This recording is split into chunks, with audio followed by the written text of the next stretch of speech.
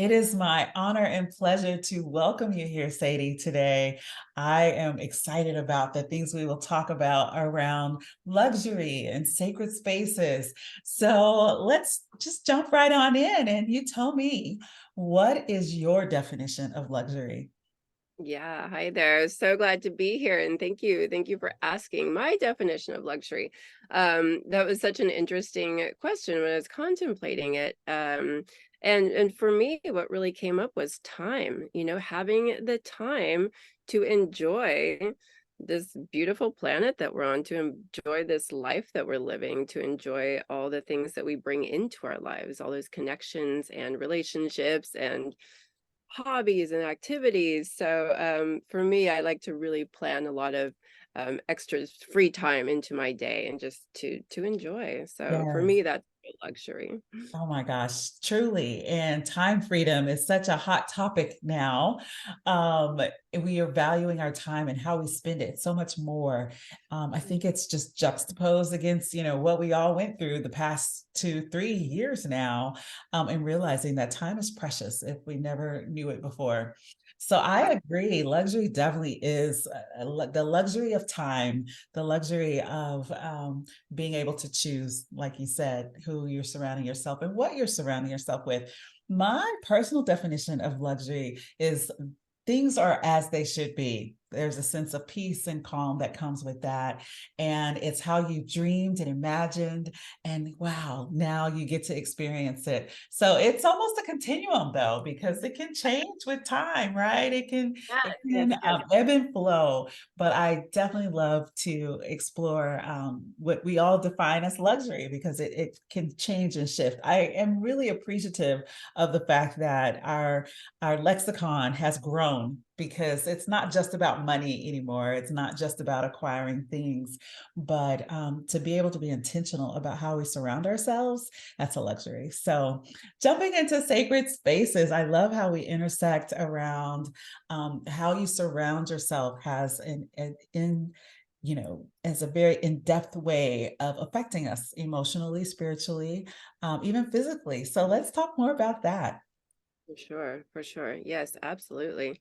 Yeah, what you said physically, right? Any way that we surround ourselves, whatever the energy is affecting us physically. And I think people kind of forget that maybe. But everything in our external world, the way we take it in, and especially going into how we process the energy, and if we are surrounded. And this makes me think of one way, like sacred space for me, is to have some calm and peace in that space, because we can be in these really loud spaces where people don't really think about the noise pollution, but it has a serious effect on our bodies. And if the news is playing 24/7, even if you're not sitting there and watching it, it's going in, and that's a lot of fear-based energies. So we take that into our physical body, and then that affects our entire lives, how we go about everything. So yeah, that just sparked for me. I think that's a really important piece, the sound quality. What Because our energy bodies are taking in that sound frequency constantly, because that's what we're made of, is frequency. So an important thing to keep in mind that people can often kind of forget about. Oh, that's really, really good. And part of the way we design to create these sacred spaces, I haven't talked about it yet here on the podcast, but we design to the senses. And so you talking about sound, we consider that. How do we each interpret the world? How do we process the inputs? And what has the sharpest or most impactful effect on us, on our bodies, whether it's sound or touch or smell. Of course, our sight has a big part to do with that. And then taste, but we like to, of course, in design, think of it as our personal style taste.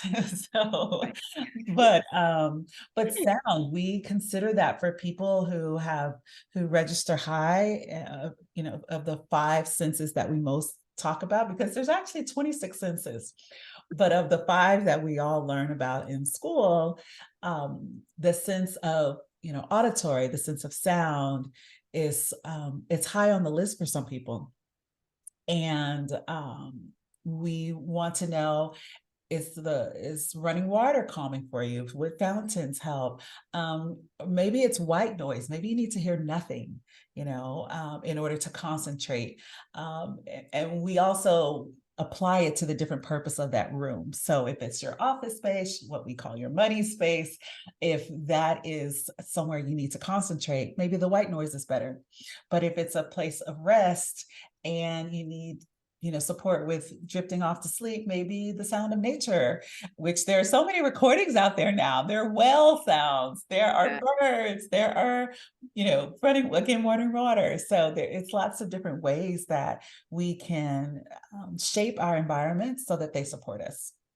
Yeah, for sure. That just made me think of how luxurious it would be to have a water feature in our bedroom. I think Yeah. that spoke to us to which this is really interesting because I think this is an important piece. I was just spending a few days with a friend, and it was this gorgeous out in the country setting, but not too far away, there was a shooting range. Oh, So wow. the sound there was the sound of gunshots going off. Oh, no. Very, very regularly, and I'm just like, "This is" you This move is out to the antithetical country. to what we're trying to accomplish here. Yeah, you move out into the country to be in nature, and then all you've got, like, shooting, so I was just like, "Wow, if I bought a home here, I would that would be" I would hope I would have known about that beforehand, so Uh-huh, important uh-huh. piece, to explore the area for Yeah. sound, you know? What is there a train going by all the time, something like that, so sound is very important for us. It reminds me of a gym that had yoga class right next door to the racquetball court. I already have a hard enough time centering Yeah. and zenning out, and being Oh my gosh. calm and still with my thoughts. Then to have a racquetball hit the wall every, Oh 2 my seconds. gosh. So but Very, I can't, not at very this constructive. gym. This was That's poor funny. design, people, poor design. Yes, very, So, very much so, yeah, yeah.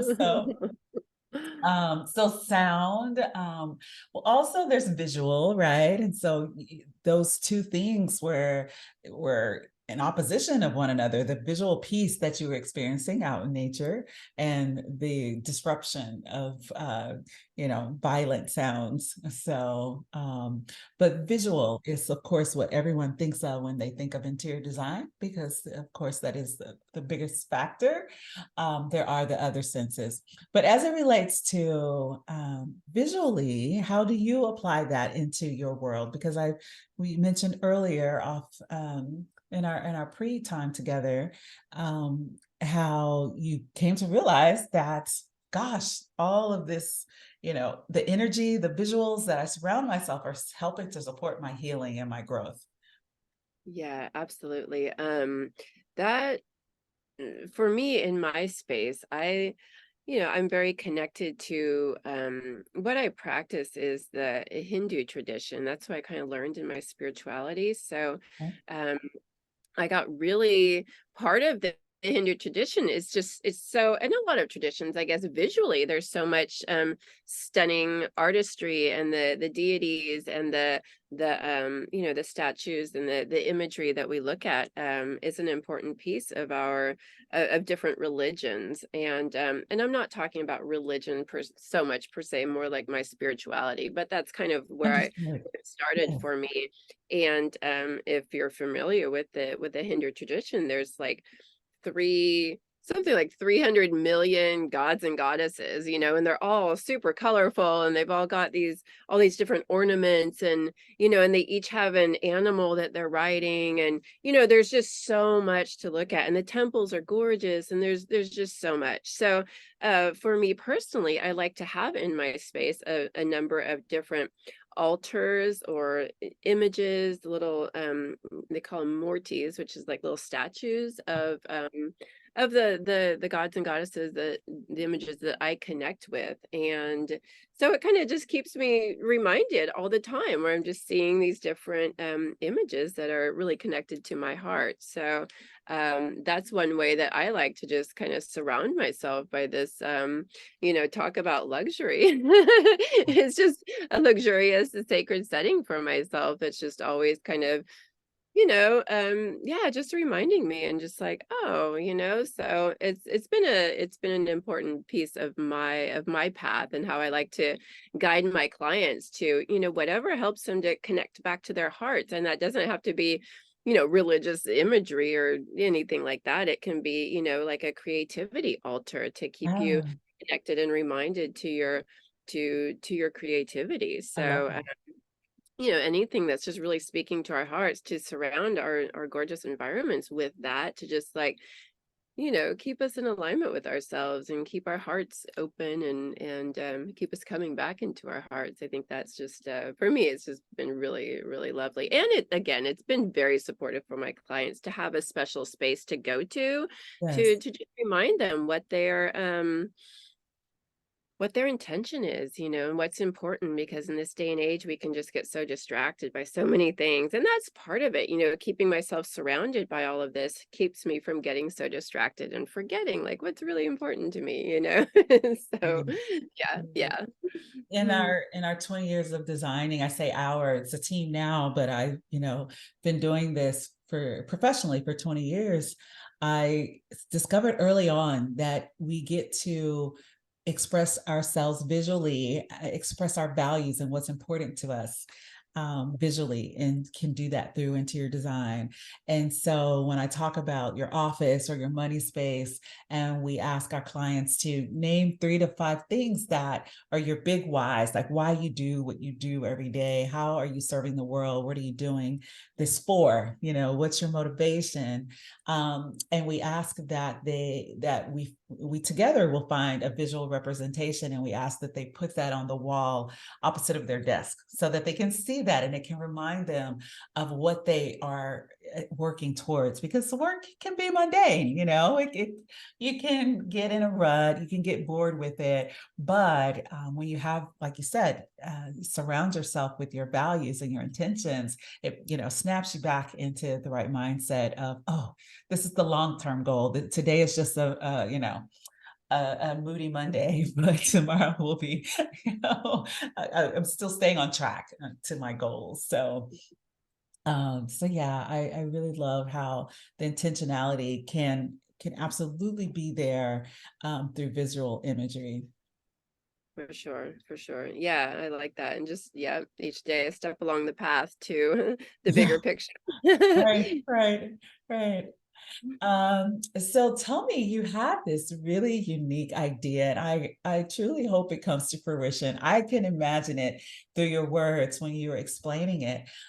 This garden, this greenhouse, and now we're talking about towards the end of your life, once you have completed your purpose here on this earthly realm. Um, you had this idea. Do you mind sharing it with our Yeah, audience? no, no, yeah, I love this. I love this. Well, I was in school for landscape design, and because I've just always had a love of plants. I love creating outdoor spaces, and just loved that medium. Um, and my grandmother, she had just a stunning garden when I was younger. She grew vegetables and flowers, and just flowers everywhere. And I was just fascinated by the flowers. So, when I was going to design school, my grandmother was sick, and she ended up dying during this time. Oh, And for me, she was in a very stark white room that there was one window that she wasn't facing. There was no green, there was nothing natural in there at all. It was very clinical, and just like, this is not where my grandmother would have wanted to die. And so I just got very inspired being in this school already, and then my love for my grandmother and her love for plants, my love for plants. I was just like, oh, I would love to create a space that was just this giant garden, this giant, like I know I said greenhouse earlier. That's not exactly the word I'm looking for, but I envision this glass kind Mhm. of building, with the sunlight coming in, but just plants everywhere for The people. biosphere. Yeah, exactly, exactly. And so, and I just like people that are in transition, that are dying, just nestled in these plants, and just this gorgeous green energy and all the flowers. And what a beautiful way, a beautiful place to go. So it would be like nature, but indoors. So, and I actually switched gears and in school and started working with moving more towards working with death and dying, because I really wanted to create that space.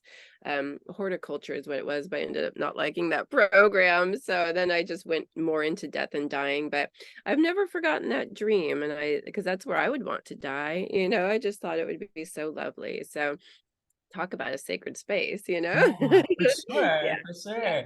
sure. There's this frame of thought for nature and design and how to integrate more natural elements into our spaces. And I am totally on board with that because that is our natural environment. That's where we were, the origin of man is in nature. Yes. And we have Yeah. now these built environments, we have shelters, which, we deem necessary and we are comfortable in, but I still think that we long to have green and natural elements around us in the form of flowers and greenery, um just fresh air, clean air. And how Yes. can we achieve these in our homes is part of the dilemma as an interior designer, because sometimes people don't know to ask for this. We investigate, we have a very thorough onboarding process and design style analysis where we look at designing to your senses, and we look at biophilic design, and we like to explore what will help improve their lives. And this the spiritual element, we also ask about, and cultural elements. Like we want to just like get to know, we want to be your new best friend. We want to really dig into your head and your heart and address all of these layers, as it is a luxury to be able to design a space that's uniquely for you, and that will be a sacred space to help you live a better life. So I am just so thrilled that this is part of what you do as you help people. Will you share more about how you serve the world? Yeah, well, as it relates to space, well, I'm very passionate about supporting both men and women. I was just working with women for a while, but now I'm moving back to working with men as well. But really helping to support getting a strong foundation in working with our energy bodies, and the energy that we surround ourselves with, which is our space, which is our activities, relationships, jobs, careers. What are we surrounding ourselves with, and how is that affecting our energy? So, um, vibration and frequency, because that's what we're made up of. So as it relates to this, just really supporting people with, yeah, what are you surrounding yourself because that affects every part of your life. And what you were just talking about, like bringing nature into the home. I see a plant behind you. I have some little plants with me as well. Like that just changes the entire environment and really changes our mood. And it is those little things that people might not think about, but bringing awareness to it. And that's really what I do as well. It's bring people's awareness to helping to bring things to people's consciousness like this. What are you surrounding yourself with, and how is that affecting you? So just on many different levels. So kind of I'm really into like life transformation, because we've kind of been inundated with all these interesting belief systems and ways that we've grown up in society that we've just taken on, and we're just like, yeah, that's just normal. It's like, actually, let's question some of those things. Let's question our environment. Let's Yeah. question our nutrition. Let's Yeah. question our jobs and careers, the path that was laid out before us. So that's why I support people to just kind of unpack some of those unconscious belief systems that we've been carrying, and look at what do we truly want? How do we want to live? What is luxury for us? And then how do we go about aligning with that and creating our environment our relationships, our everything to align with our truth, our own inner truth. A lot of us don't know what our truth is, because we've just taken on the truths that have been given to us. And it's like, Right. okay, let's start unpacking that because it doesn't look like it's working for you so well, you Yeah, know? yeah, So, agreed, yeah. agreed. Wow. Well, thank you for your service, for what you do to help us all be better people and transform in this world that you're right. We have these impressions on us that want to drive and steer us. But what's true for us? That's a really um, poignant thought to to have, when you know that you have been what shall I say, programmed to believe. Yeah. Exactly. So Yeah. this is a deprogramming. That's what I support people with, to deprogram and create Awesome. their own program. Like, well, what if I don't have this program? What is my program? Because Mhm. a lot of us, and there's that luxury of time again. We need to have the time and we need to create the space for ourselves. We need to create those sacred spaces where we can go internal, learn who we are and what does make our hearts sing, what lights us up, and now how do I align with that? Because and it's quite a journey, so we Yeah. need guides and supports. So yeah. Awesome. Well, thank you so much, Sadie. I want to end with, what do you do for yourself to provide a sense of luxury and sacred space? Please share. Absolutely. We've been talking about nature, and that's just a huge place of luxury for me. And that's everything is just so perfect out in nature. You just step outside and it's just like, oh, mother earth, mother nature, she's got it going on, everything. And is the color scheme Mhm. just blows my mind. It's just like, like out in some landscape and you just look around and everything is just this. Yeah, it's a feast for our senses. It's all of our senses too. Touch, taste, sight, smell. Well, taste, I guess. Well, yeah, we're eating nature. We're eating plants. We're eating, it's all the things. So that's luxury for me. I love Time that. and I yeah. love that. Yes. Awesome. Thank you so much. We have had a really cool conversation and I am still processing. So I hope the listeners can digest and take what they need for their onward motion. So Great. Thank you so much. This has been lovely. I really appreciate it. thank you.